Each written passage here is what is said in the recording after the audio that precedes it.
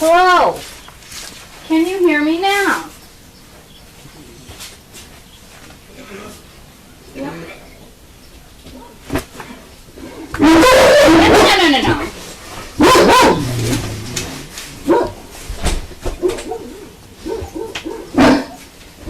Alright, I hope you can hear me now.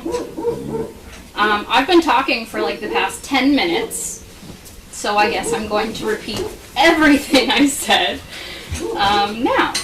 So I'm also gonna wait to see if this will,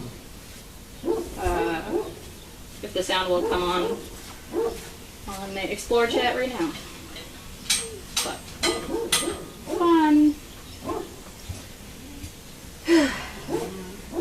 Okay, well, sorry for the delay. So, we've been emailed some questions. So I'm gonna answer them. I'm a little less enthusiastic now because I just went through like half of my spiel. Okay, here's the sound. Okay, yep, the sound came on. Good. Yay. Okay. So yeah, I have some questions, so I'm just going to go through them and answer them. So, first question. Is there a reason why the puppy caretakers mostly stay outside the whelping box instead of sitting inside and patting/interacting with the puppies?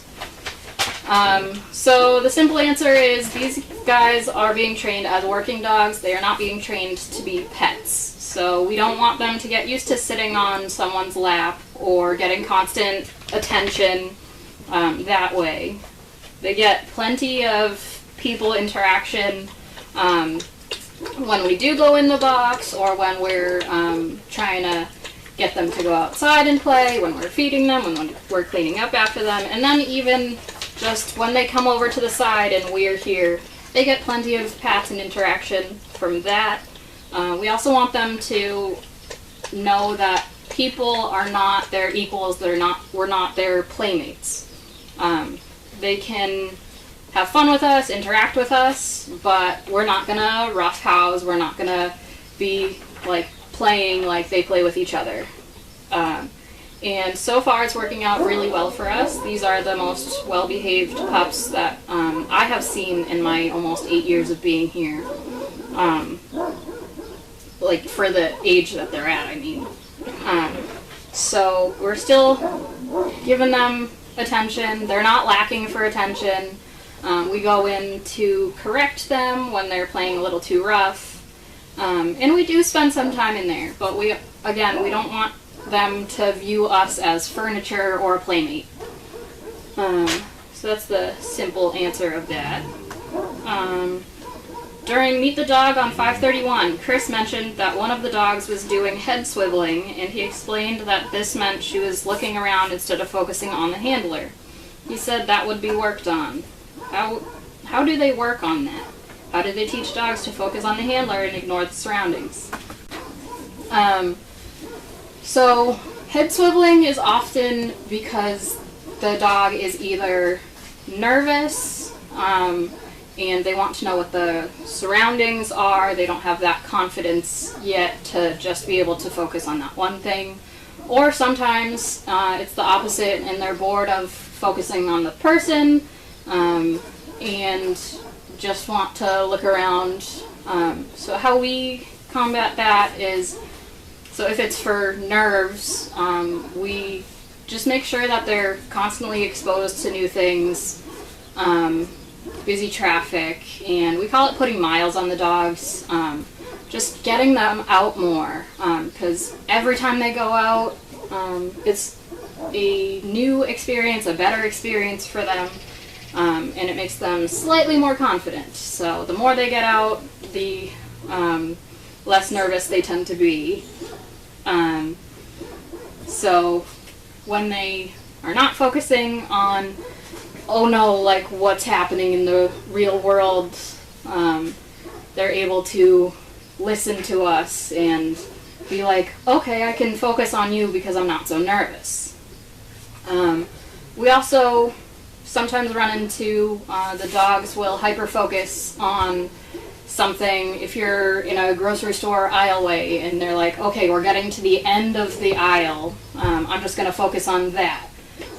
Instead of, we're still halfway down this aisle, they need to focus on me and what I'm doing.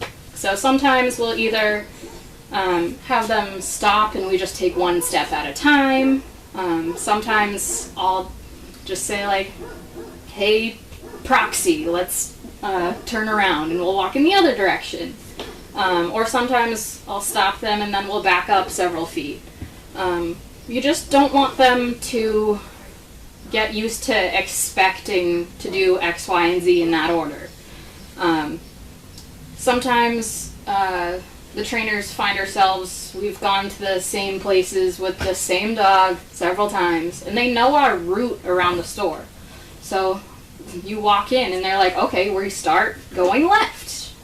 So we don't want them to get used to that. So we go right instead that time, and it totally throws them off. So it gets them to look at us, pay attention to us, because they don't know exactly what to expect, what we're going to do. So we want them to focus on where we're walking, what direction, how fast we're walking.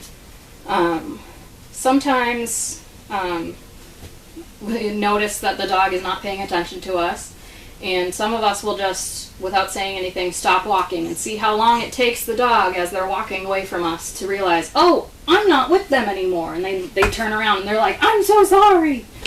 I mean, you can only do that with the dogs that you know will come right back to you and won't run off, but that's just something that the dogs have to learn to focus on you. We need them to do that because they need, when they're matched with a person, they need to be able to hold the person up. They need to be able to focus on, okay, my person just stumbled, I need to brace this way so that the person can catch themselves. So we want them to think things through as opposed to going through the motions. So yeah. Chris also mentioned that a dog needed to work on getting into the car. How do they teach dogs how to get in and out of the car? What do they do when the dogs need more help with that? So Chris, I believe, was talking about Waverly, who is a little nervous Nelly, still with the car. With the Christmas litter, I don't think we started as early as we should have for car rides. We didn't introduce them early enough to where they were super comfortable and able to fall asleep as puppies in the car. So that's why I started these guys 2 weeks ago on car rides. So they've already been on 4 so far. But with the Christmas litter and Waverly, she's still a little nervous with that, and she also has issues with traffic and cars driving past. So we're working on it with her. So she gets in the car just fine when we're on property here because she's comfortable here, she's confident. But when we go off property, she has trouble getting out of the car and getting into the car. Not physical trouble, it's a mental block. It's, the car is safe right now, I'm not getting out. Or I know that we'll be around traffic if we go to the car, so I don't want to get into the car. She is getting a lot better getting back into the car when we're out. She had been getting better getting out of the car, and she kind of regressed with that, so we're still working on it. But how we introduce the dogs getting into the car is when they're this young, we pick them up and put them in the car. When they get a little bit older and bigger, we have a set of like steps to get into the car, so they learn how to get in and out on their own that way. And then as they get a little bit bigger, in the arena we have PVC pipes that are 12 to 18 inches off the ground, and when we're leash walking them, the persons will step over it, and we encourage the dog to jump over it. So when they can jump over that 18-inch thing, that's kind of like the same height as a bumper on our cars. So they learn how to jump in, and we teach them young. And they're constantly doing it every day, every other day, so they learn how to get into the car that way.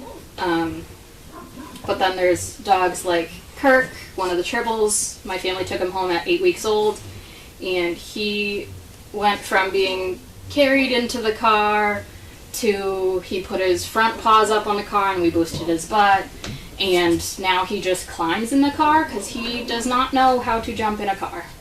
So it's definitely something that we teach them, and they get it eventually because all of our dogs that we've trained are definitely able to jump in the car. But yeah, we just do longer and longer car rides. Today was the first day that we started having puppies like actually fall asleep in the car because we went on a long enough car ride for that. So I anticipate none of these guys are going to have a big problem going on car rides, which is exactly what we want. Alright, now I've got new questions. How are the dogs taught the recall? Come on cue. So they are taught when they're 4 weeks old, and we're starting with the baby food. They learn their names that way. They learn to wait. They learn that you don't rush the spoon. So they're taught very young to eat off a spoon. So we start with that. As they get slightly older and they get their names down more, so this age pretty much, we'll still be spoon feeding them, but we will call them individually, like, here, Fluffy, like, come here. And as they start learning their names, they're able to come to us that way. So we just progress with that. We go from this tiny area to outside, like in one of the closed fields. Near us is the Topsfield Fairgrounds, which is a bigger field next to Route 1. And that is more distractions. So we progress from no distractions around. We'll do it in the arena before we go out to one of the main fields where there's still not a lot of distractions, and you just build up to it. We also have a question about, are the dogs taught an emergency recall cue? No. I'm not exactly sure what you mean by that. They are just taught to come when their name is called. Is the purpose of tapping on a food can to teach the puppies their names and anything else? How is this part of the cue tapping sound phased? How is this part of the cue, the tapping sound, phased out? So when we're calling their names and they're still not getting it, we want to get their attention. So tapping it makes them look at us. So as they're coming over to the sound of the tapping can, that specific dog that we called, it's just a lot of verbal praise, like, good Bozo, very nice Bozo. Like, we're just telling them with their name several times how good they are. So eventually, when we're calling their name, we don't have to do the tapping on a can because they've already learned to associate their name being called with like being asked to come here or just to focus on us. So it gets phased out as they learn their names and learn what we're asking. Alright. I think that is the end of the questions that I have for this week. If you guys have any other specific questions for me or any of the other trainers, you can totally email them to Lynn and she'll pass them on to me. It's just easier than me going on Explore and having to wait for questions. Does anybody have any questions? 5 minutes later, does anybody have any questions? So, like, it's just easier for me. And this is only supposed to be 15 minutes long. So, I did, you know, a little more than that because most of that time the sound was off. So yeah. Well, thank you. Have fun watching the puppies. And I will probably be here next week to do trainer talk again.